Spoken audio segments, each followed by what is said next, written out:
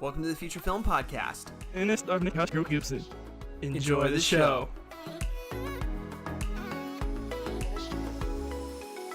Welcome to the Feature Film Podcast, guys. I'm Kyler. I'm Michael. And yeah, we're talking about Tenet.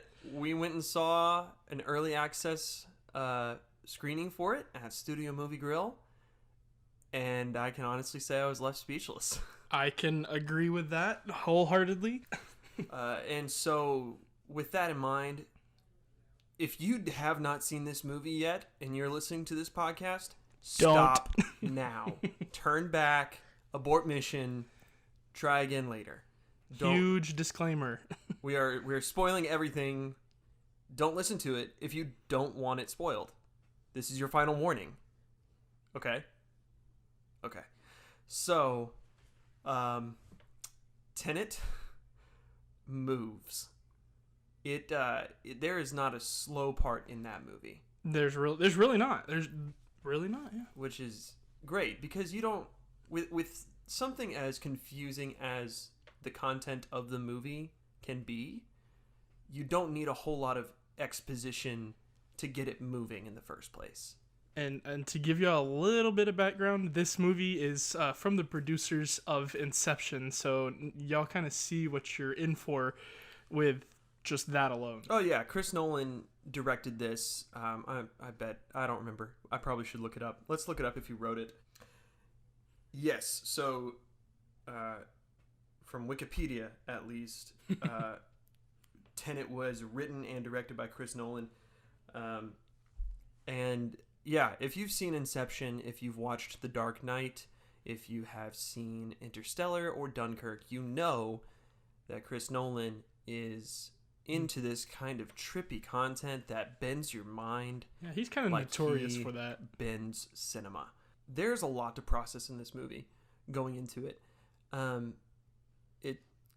If you ever see the trailer for it, there's this big, like amphitheater room where a concert's about to take place, and in the trailer you see a whole bunch of men in armor. It looks like SWAT or some kind of military, combing through the aisles of this amphitheater filled with people, and it looks like that's the end of the movie, and it's not. This movie goes from 0 to 100 in an instant. It opens with this scene of a concert being invaded by a police force, a rogue police force. Oh no, it's like a terrorist cell, and then the police come in to stop it, and then you see the main character dressed as police, and they go do something completely different. You know what? I don't think that I ever caught his name. Did you? I don't think they ever introduced him. Like, other than him, I never caught his name. Holy crap. That's like something that we like, or you like to do, is like his name was introduced, or he was introduced into the movie at this point. I seriously don't think he has a name, like, as far as the movie goes. Oh my gosh, I can't remember them ever saying his name. Okay, now I gotta look that up. They had to be. Yeah, he has to have a name. When he meets Robert Pattinson, he has to have a name. Robert Pattinson, being his sidekick, has to. When he talked to him, he introduced himself. Didn't he have a name? I don't. My goodness. They're so secretive about this stuff, because it's like, this is like more secretive than the Secret Service, like what we know to be the Secret Service. So, I mean, even if I know that Robert Pattinson had a name, right. I'm pretty sure he did, because he called it out at the very end too. Right. But I never Neil or Nolan or something. Yeah, something like that. And I don't know. I can't get. I will say for anyone who's listening, you do need to go into it. So his name is Robert Pattinson's name is Neil. Okay. And so technically, the main guy, which his real name is John David Washington. John David Washington. He is called the protagonist. Oh man, really? So that's his name, but they never necessarily name say that. Him. Yeah. Well, they say it because he gets called the protagonist throughout the film. But they don't address that as his name. It's just like he is the protagonist, not versus like as a he's possessive. Not a person. Yeah, it's not possessive. He's not a person. He's just it. Mm-hmm. That is something like going into the movie. from here on out, when I go see this movie again, or I rent it or buy it or whatever, and I'm going to buy it, but like going into it from now on, I'm gonna have a mindset of there is no, like, for example, Inception had a very defined story. Like, you knew what you were getting into when you saw the movie. Once you're in a few minutes of the movie, the rest of the movie and how it's going to go forward is explained pretty straightforward. In Inception, they say, like, okay, you can extract an idea, but can you plant one? Yeah. And that's the point of the movie. And then they even go into, okay, how many levels of dreams do you have to go down to plant an idea? And they lay out the plan for you. Yeah, there's a easily. There's a roadmap. I'll say there's a premise for this all, and like they introduce it immediately, almost immediately. Right, and that's how you keep track of the story in that film. This film, you can't go into it expecting that. No. And it's best if you don't try to find a pattern to the story necessarily. Yeah, I made that You mistake. find it along the way, or it finds you. So so goes the movie. Because the whole point of the movie being like time being inverted. Oh gosh, that like bends my mind. So when I first saw the trailer for Tenet, I saw the scene where they are first introduced. They're first informed about the inverse objects, or they called it inverse radiation when they were explaining it. Right. So I saw the scene where he goes to that school. A bullet. Yeah, where he goes to the school or the university or whatever, and he meets with a lady, and she's got a piece of rubble, concrete or something that's just down a gun range, and she tells him to pick up the gun, and he says, She says, aim it and pull the trigger. Yeah, he said it's empty, and she said, just aim. Aim and pull the trigger. Yeah, and so he does, and the bullet comes flying back into the gun, and the shell that's scattered amongst many other shells, and he looks at back into the gun. Yeah, and he said, "There's no bullet at first, and then there's a bullet in the magazine after he fires the gun." And so I don't know if he necessarily takes the bullet out, or if she does, but I want to say that she does, because she has it in her hand, and she's got that glove on, I guess, to protect her from the radiation, just so any contamination or anything. And she it's on the table, and she opens her hand, and it pops right back up into her hand, because it's going through inverse radiation, inverse time. I can't remember what they call it. It was temporal something. Well, what you're thinking of is a certain maneuver that they do for planning a two-way attack on one thing to accomplish a goal. Gotcha, yeah. Like a temporal pincer move. There we go. Is what they called it that's later. What it was. But what she talked about, I'm thankful you brought this up, because I love that scene, because that very easily lays out what you're going to see for the rest of the movie. Exactly. And what to expect. And she, even as she is messing with the inverted bullet and like it's moving her around in a way. Yeah. Once she starts messing with it, she explains, "Don't try to understand it, just feel it." Yeah, and those exact words. And at that point I was like, good job, Chris Nolan. You just gave everybody an out from trying to get this movie. Oh yeah. And I mean, that's smart, I guess. It's like, if you try too hard to understand this, it's like with any other time movie. Every time travel movie has a breaking point. Yeah. Right? And so, like, if you watch an Avengers Endgame, Paul Rudd, when he's trying to explain how, time travel works, he's talking to the Hulk, and he's like, yeah, so when I go back in time, I don't talk to myself, I don't touch myself, otherwise I'm warping time, right? And the Hulk explains, no, that's not right. Where are you getting that from? Back to the Future? And he explains a different way of time travel. And I mean, everyone has their own way of doing it, but at some point you just have to say, don't try to understand it. Yeah, it's too complex for the mind.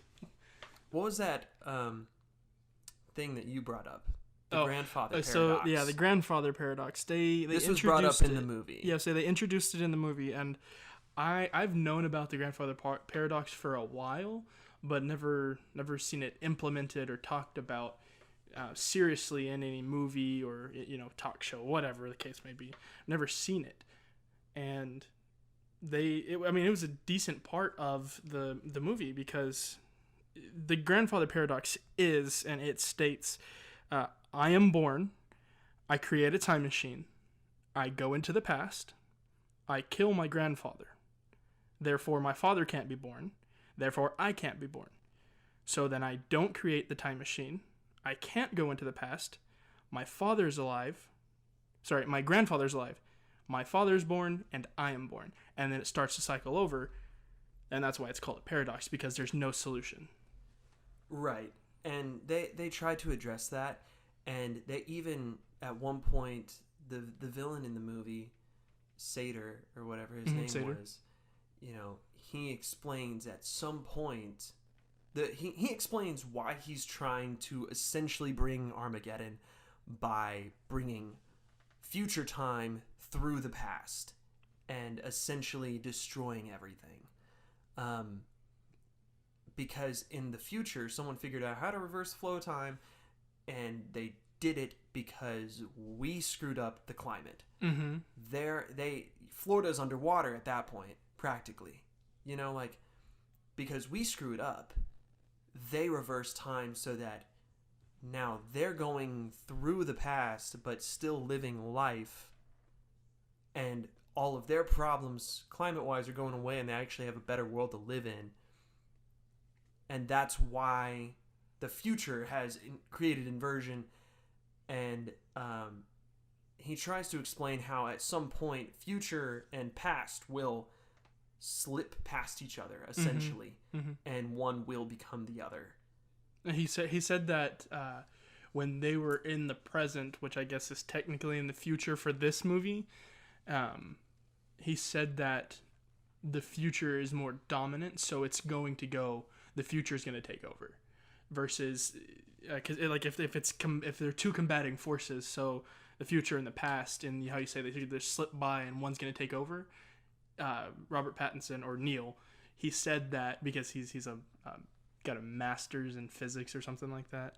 He said that the future is going to be the dominant force. See, when I heard that conversation, I thought he said that the past would be the dominant force, but I guess that wouldn't make sense for the movie. I will say, the movie is confusing, but you get that when you go to a Chris Nolan film. But 100%. Thankfully, the audio that is necessary to be heard to understand what the main points of what's happening, that's clear. Mm-hmm.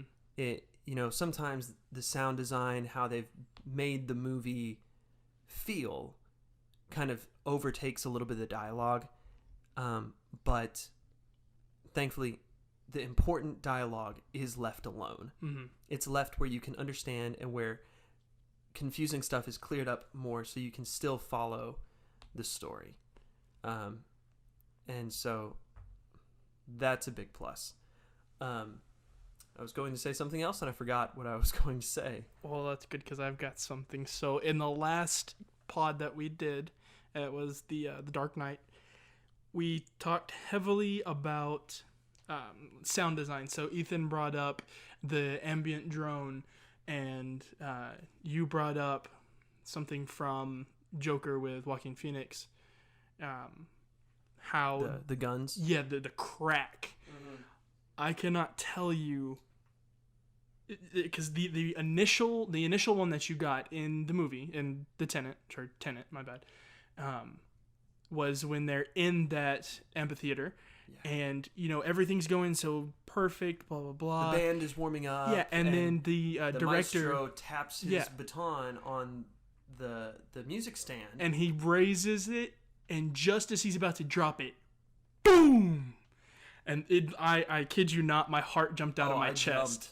Like, for sure. I'm good at keeping my body, like my external, in check, but I can never prevent my heart from jumping out of my chest. that got me so good. And throughout the rest of the movie, the entire movie, those gunfire, the punches, you heard everything. It was very, the only way that I know how to describe it is crisp. Like, oh yeah, the crack of the firing of the bullet, the punch on a what do you call it? On a body. The Kevlar vests. Yeah. All of that stuff. It was so crisp.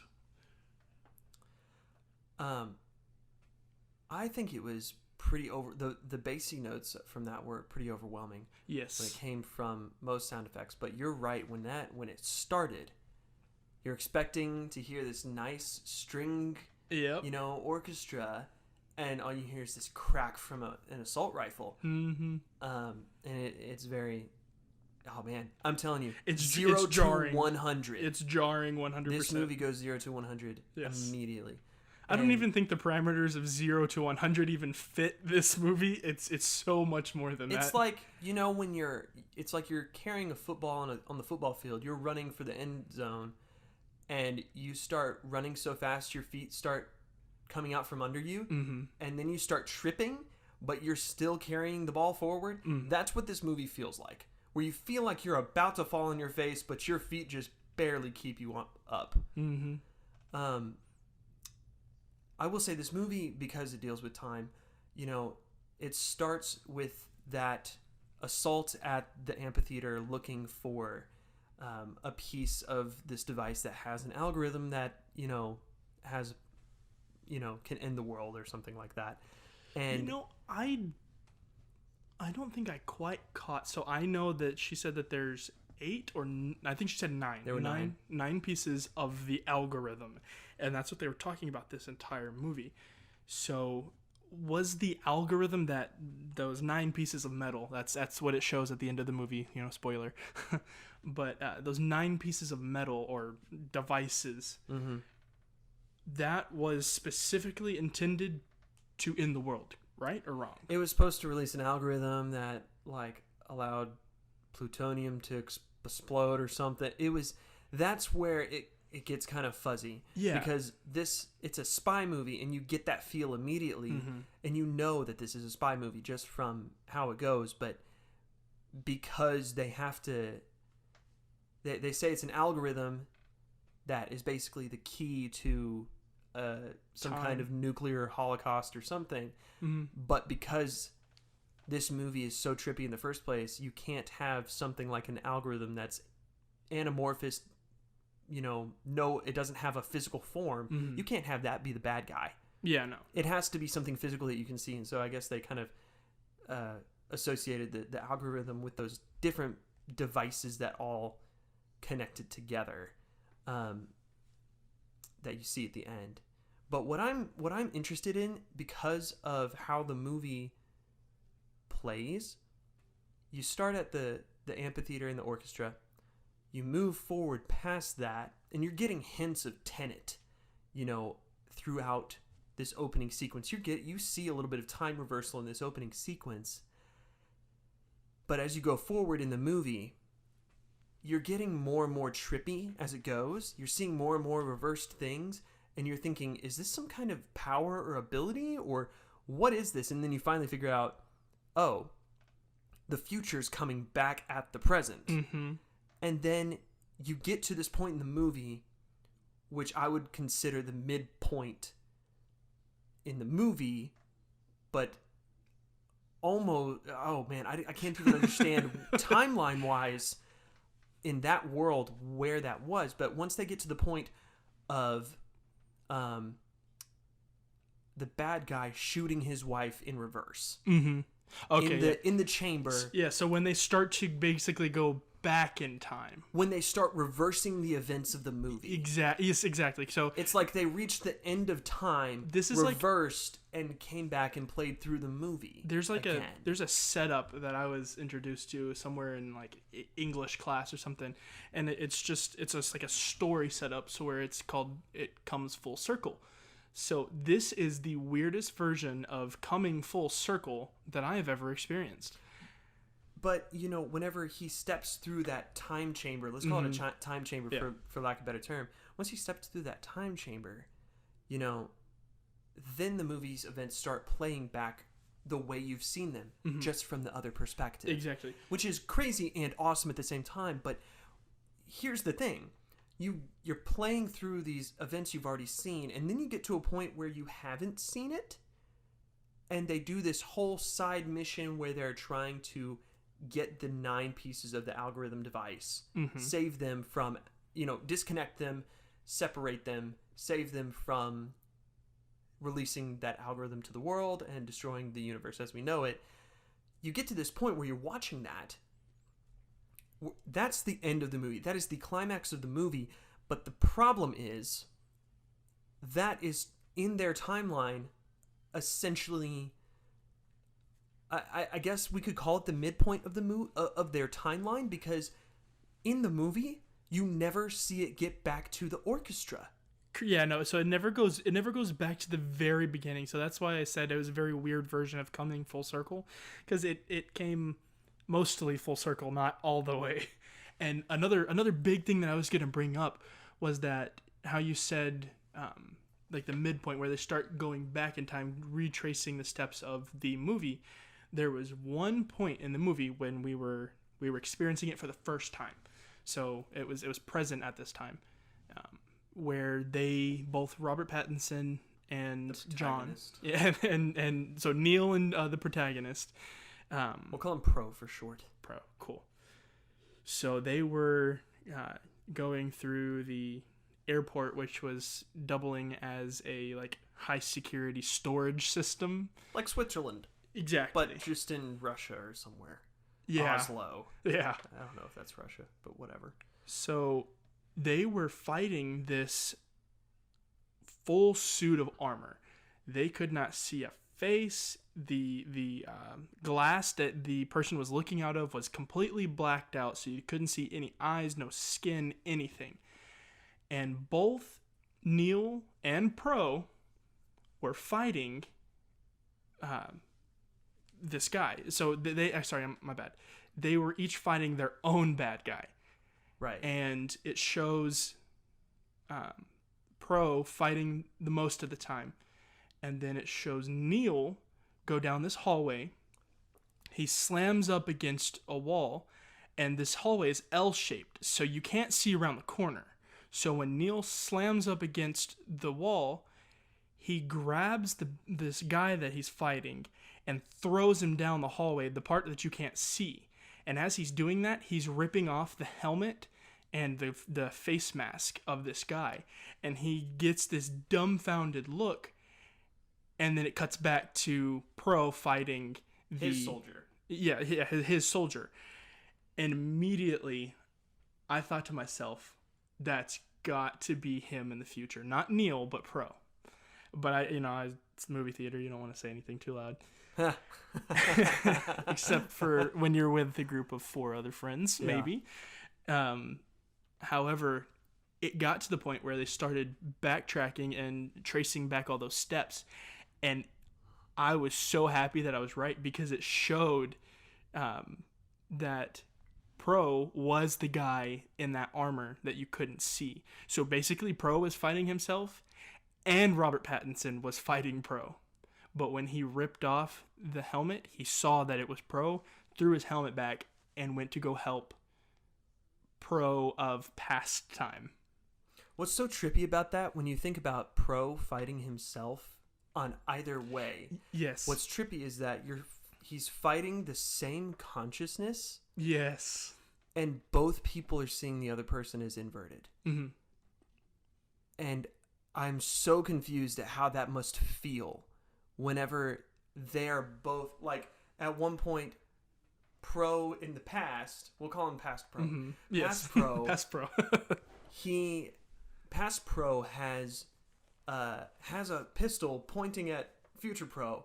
Future Pro knocks the pistol out of his hand, and it skids down the hall on the floor. Mm-hmm. Later, when you're watching this happen from Future Pro's perspective, you see Past Pro invert and grab the gun out of the air as it comes back towards him on the floor, and it jumps up to him. Yeah, just reverse physics. And they keep like fighting each other and shooting each other. And I was just thinking, that must feel so weird to know, like, I felt this before, but in a different way. So me taking a break from necessarily the craziness of this film and paying my homage to the creators. I thought you were about to say vintage cars again. There was really nice cars in there from my favorite car from that go. I couldn't figure out what car it was, but as they're just going into the airport and Neil is in the car, it kind of goes past 3 parked cars in front of the airport. The one that's red and is in the middle. Somebody out there, please tell me what it is if you know. It was the nicest car out of the entire movie. But I lost my train of thought. I'm sorry. No, you're good. Oh, paying homage. Okay, so going back to paying homage to the film creators and just the pure cinematography of this film, the reverse scenes were both mind-boggling, but it was the bread and butter of this film. It was amazing. Like, if I didn't know any better, I would say that Peter McKinnon filmed them. Shout out to Peter McKinnon. I do want to say that according to Yahoo, Tenet had most of the action scenes that Nolan made for Tenet were actually done practically and without visual effects. So, like, that's crazy. The actors had to act in reverse. Think about that. Like, go back to the midpoint in the timeline where, Sator just reverse shot his wife, and then he walked through the machine, and he went back to go get the device that was dropped in the car chase. Yes. He's going back, and there's a gunfight out on the highway. He's walking through gunfire, and because it's all inverted, bullets are flying back past him. Yes. Glass is rebuilding itself. Trippy. And he's... Like, think about that. When they did that, they had to shoot him acting in reverse. Mm-hmm. Everything had to be blowing...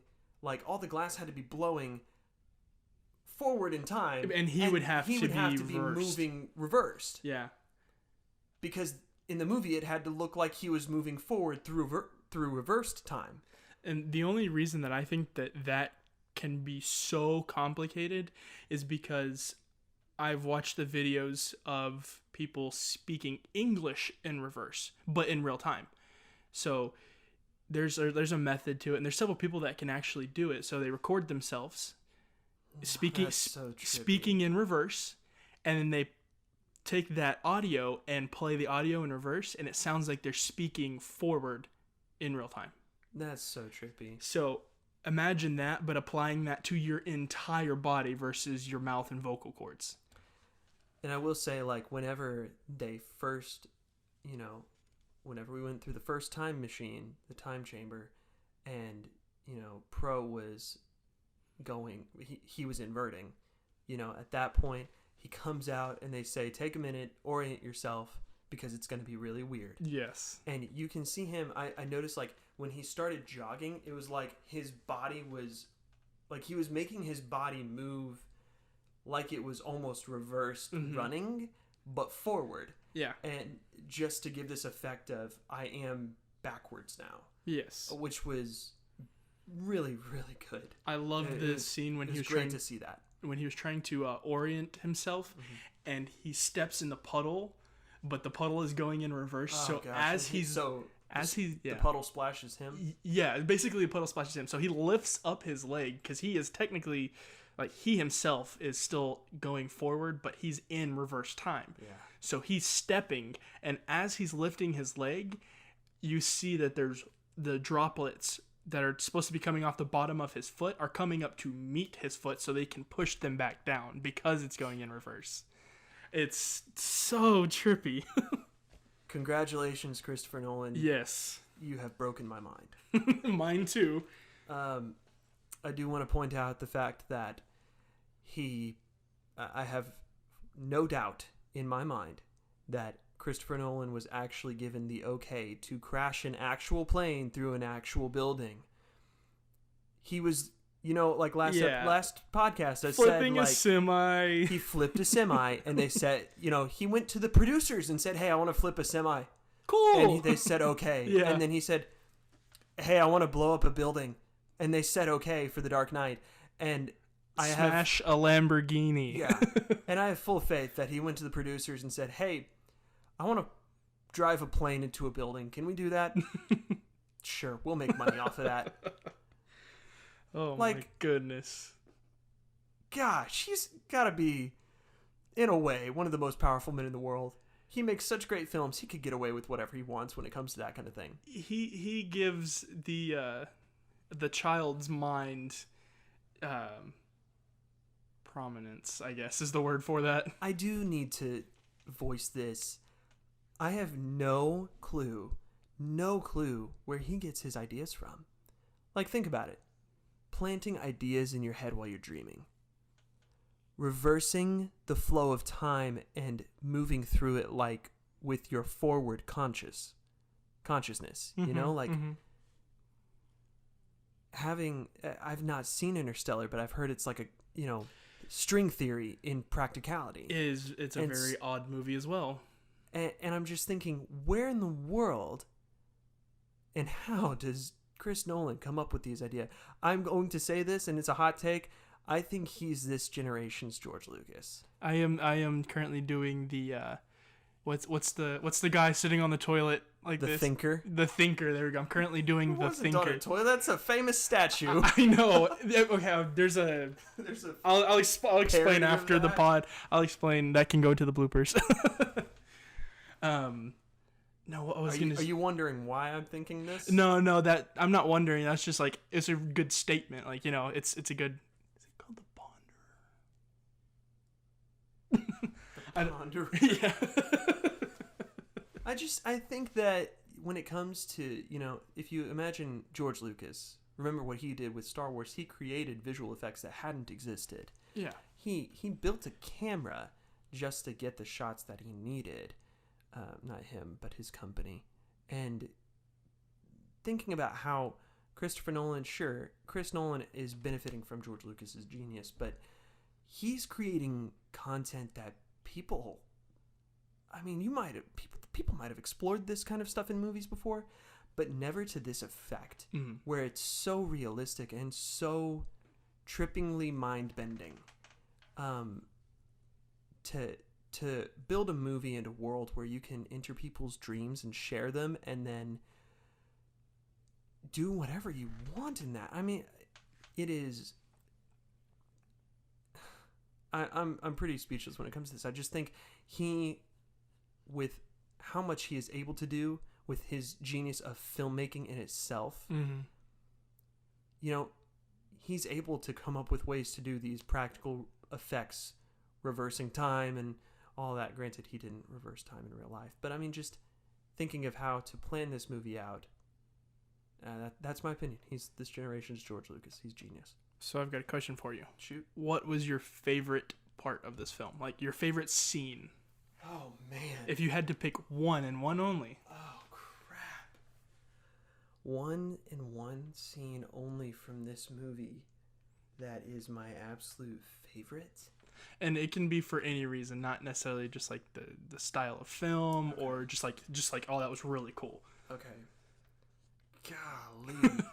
That's difficult. I'm going to go with the scene where Pro enters the time chamber for the first time, exits, and then goes on a car chase inverted.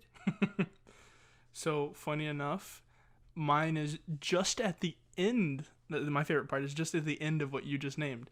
So my favorite part, and it seems so silly, but I mean, it's the truth. He got hypothermia for being lit on fire in an explosion. He got hypothermia from that because the atmosphere, because everything's inverted. Yeah, so you don't burn, you freeze. Yeah. And how mind-boggling that is for us, You touch fire, you get burnt. But in reverse, you touch fire, you get frozen. Think about how attentive to detail Nolan was in this, that whenever they step through the time machine, and because the thing is, while we're watching it point of view of the person going forward through backwards time, essentially in reality, it's someone going backwards through forwards time. Yeah. That's what it really is. That hurts my brain. I know. But he paid so much attention to detail that he thought down to the level of respirating, where if I breathe backwards, it doesn't work because you're taking in CO2 rather than oxygen, and so you're essentially depleting your body of what it needs. And so he put in the fact that you have to have an oxygen tank, your own oxygen, to survive at all times, unless you're in a sealed inverted environment or something like that. And I know that's kind of where the story breaks down. Is where, like, oh, if I step into this sealed off room with this specific kind of bubble, or not bubble, but like plastic. It's like the stuff you'd see off of E.T. when they go into those like surgical rooms or those secret agent rooms. I know not secret agent, but secret organization room where and it's got those clear plastic zips. The entire room is just full of them. Just clear plastic for sanitary reasons. Yeah, they're sectioning off stuff in E.T., but in this movie they're doing it to seal out the reversed air. Yeah, so it's like pockets of the future if you think about it. That, and essentially, like, that's what, of course they had to do that because you can't, have dialogue with an oxygen mask on. But, it further breaks down later when, at the end, where the wife kills the husband because she's on the yacht without an oxygen tank and she's inverted. Yes. Or wait. Okay, hold on. We missed a step. Okay, so Pro and Neil and Kate, the wife, all went through the first inversion chamber. Yes. Then they went to Oslo right after the plane crash. That's when future Pro and past Pro had their fight, right? The second time, technically. Yes, because that's when they introduced that the guy in all of that armor was Pro in the future. Right. But they specifically went there because they realized that was an inversion chamber. Yes, that was the next one that they needed. Because they needed to be in past time going forward again. Therefore, that's why they were able to. That's why they took Kate. Yes, because to go through the inversion chamber so she didn't have to breathe with an oxygen mask. Wow, I missed a step. No, they did that so that they could fix her bullet wound. Right, but in the process of doing that, they also prevented her from having to have that. All three of them. Oxygen. Yes, so that they could all three be back in the past again and still move forward and save the future and past, and basically all time flows through the protagonist and we just move around him. That's what it is. If you think that this podcast is confusing, wait until you see the movie. Goodness gracious. I will say the movie does a great job of moving you through the story, point to point, keeping you informed of the main things so that you realize, oh, this is what's going on, so this makes sense in the story. It does a good job of doing that.